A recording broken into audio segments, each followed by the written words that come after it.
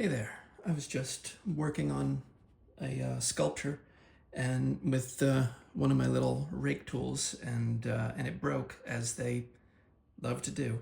So I figured it was a good opportunity to show you how I would fix it. And so yeah, it's just a guitar string and a piece of brass rod, and you can get them in all different sizes. This one is much bigger, and it's a bass string, but this, I didn't actually make this, so I'm not sure what gauge of string it is, but it's, I assume, the low end of, just a normal guitar string. And so I have some here from my last restring, and this is probably a little bit thinner than this one, but I figure it'll do, and it's what I have at the moment. So, yeah, no big deal. So the first thing that we want to do here is crack this old epoxy off of here. This is epoxy Sculpt, and I think this thing is probably broken like 3 or 4 times over the years, and I keep on just repairing it instead of actually replacing it. But this time we're gonna go all the way. So I guess the first thing we got to do is try to crack this epoxy off, which is surprisingly simple. Gotta say, it's pretty brittle stuff. Yeah, and now you can see, hopefully you can see, that the rest of the string is still stuck in there, I guess because of whatever adhesive it was originally made with. I'm not sure I'll be able to get that out. And, if I can't get all the junk out of this, I'll end up just flipping it over and using the other side, and then I'll just clip this flush. And I don't know, maybe file it a little bit so that it doesn't poke me in the hand when I try to use it. But let's see how easy this part can... Yeah, pulled off the wound part, but you can see now the part, I guess that's the core of the string, is still in there pretty well. So, yeah, I don't want to mess with that, at least not right now. It'll be faster to just do something new on this side. So we can get all this out of here without stabbing ourselves. All right, get more comfortable here. So first thing to do is just cut it a bit shorter, and I'm gonna leave it long on purpose, because we can have as much leftover hidden in here as we need, and then I guess we'll also have to choose what shape it is, because you can see on this bigger one, for example, this is nice and rounded, but on the other side, it's been bent so that there's a much flatter section to work with. And I think I'm happy just having the rounded off one. And there's some, let me see here, that as opposed to something like that is, much bigger. And then this one is a smaller circle, but it's more round. But you can see that this one is already broken a bunch of times too, and this one's broken right there. And I mean, these things, they just break so easily, and it's probably my own fault that my technique doesn't really work well with not breaking tools. But that's one of the things that I do like about this one, is that it's a thicker gauge, and it doesn't come out as far, so there's not as much bending that can happen when I put a little bit of pressure on it. Yeah. So we will just get this to be a bit of a bend, and then start working it in there. Sorry if I'm obscuring what's going on. It's just tough to make it happen. Yeah, so something like that is probably pretty good. Now, we could just crimp this off, and just understand that, that it's going to fall apart, and we'll just, deal with it then. Or we could use an adhesive. I mean, probably the best adhesive to use would be an epoxy, just because it's really strong, but it's got a bit of flex in it. The easiest thing to use would be a little bit of super glue, but super glue cures very brittle. So once we started putting some pressure on it, it would be, more likely to just, crack and, flake apart, and, and that's that. So yeah, so what do we do here? I guess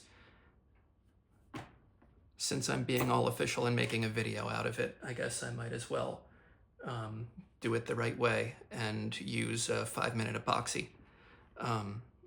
And I guess to give it a little bit more tooth, I don't have any tiny files with me. So like the wrap of the wire will already give this a little bit of tooth, but so that it'll hold on the interior of this. I don't know if it'll be enough or not, but I'm just gonna take the wire and try to scuff the interior of the rod and hope that, like, on a tiny scale, it'll be making enough little scuff marks that the glue will find those little nooks and crannies and hold everything in place well. So, epoxy, a little stir stick, and a little dram cup. And for what we're doing, this is probably a little bit enormous. So, sorry, this will be out of camera, but I normally just crack them in half long ways along the edge of a table. So there we go. And since it never cracks perfectly, we have a selection of sizes to use now. And I'll just use whatever's tiniest, I guess. So this stuff, why don't I put on gloves? But this is JB Weld Clear Weld. It's a generic 5-minute epoxy that claims to cure clear. And that's, it doesn't really matter what color it cures for this application.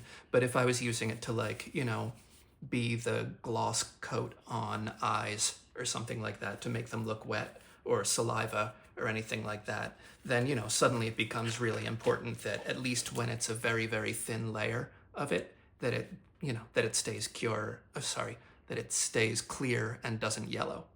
But again, that's not an issue for us right now. So I haven't used these in probably over a year, so we will find out if they're still good. It still has that intoxicating smell that I've come to love, though, that's probably not good, but whatever. Wow, that is a great smell. It really takes me back. Don't smell this. I'm not advocating smelling this. Okay, and now we just stir. And though it says it's 5-minute epoxy, like, I always try to stir it longer than I think that I need to, because the last thing that I want is to have it turn out that I didn't stir it quite long enough, and then it never cures properly. And, getting uncured adhesive off of something is not fun. So I just keep on going. And after a while, you will actually be able to feel it starting to get a little bit warm through the container. And stir. And I'm gonna say that's probably enough. And so instead of trying to get the adhesive in the tube, I'm just going to try to get the adhesive on the wire, and I will be ready to try to clean up as I go here. And hopefully this will go really smoothly. Yeah, there we go. So now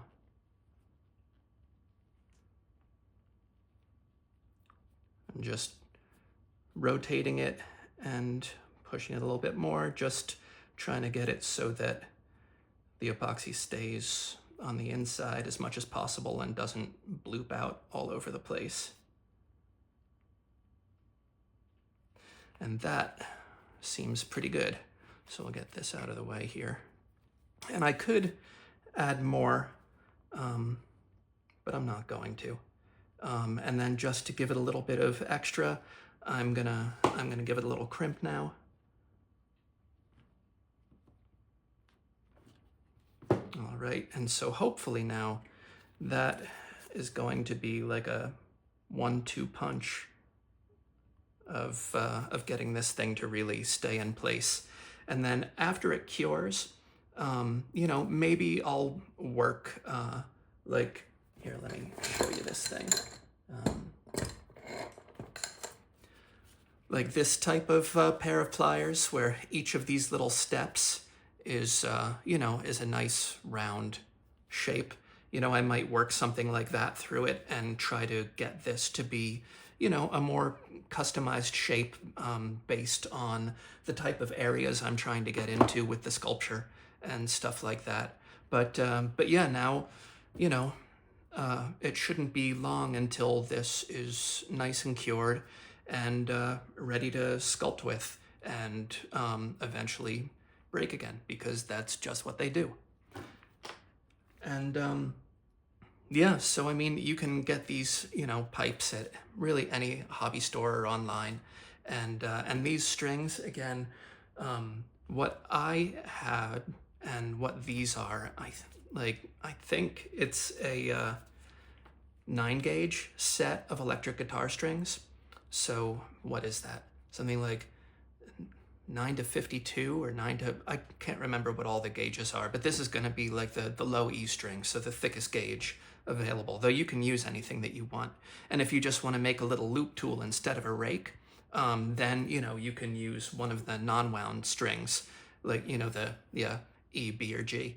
And they make them in all different gauges. And then there's, you know, I've got acoustic strings over here as well, which are a thicker gauge, but I just figured that this is fine. So yeah, give it a try, have fun. It's pretty easy to do. All right, happy sculpting. All right, so it's actually the next day now, and you can see I've been using this. It's now got clay all over it. It's holding up really well. I did widen it out a little bit, and I would like to add that that though I widened this out after gluing it in, for a lot of shapes, and honestly, like, you know, just to have the most flexibility, no pun intended, for you know, putting this into various shapes, it really would be better to do it before you install it, especially if you're going to put right angles and stuff like that. But this ended up working out just fine, and just a little bit of laziness, instead of really filing this down and doing a good job of cleaning it up, I just wrapped a little bit of tape around it so that it wouldn't scrape my hand when I use it. And so yeah, but then on top of that, it occurred to me, I didn't really talk much about rakes in general, and maybe that would be a worthwhile thing to do. So these are both, like, you know, various sizes, as, you know, I mentioned, of really what I consider to be the finest detail level of rakes. But what it's going to do is really, you know, just do like a fine detail kind of pass of getting rid of lumpiness in clay. But there's other ones, like the biggest one I have is probably this guy. And I almost never use it because I almost never am making things large enough to warrant it. But it's basically just like a massive ribbon tool that chunks have been cut into. And yeah, but like when the occasion is right, this is very useful. And I have another one that's, you know, more flat across the top. I think this one probably used to be very rounded, but I've just manhandled it with clay that was too strong for it, and it's warped all out of shape. And also with these, they love to pop out of the handle, and it's annoying. But yeah, so that's that. And then what else do I have? I've got this guy, which has some really cool shapes attached to it. It's from Sculpture House. I guess it's number 204. I don't really know much about them, but I found it online. But it's cool that it's basically just a wire with another thinner gauge wire wrapped around it. And I found that it does a really good job as well.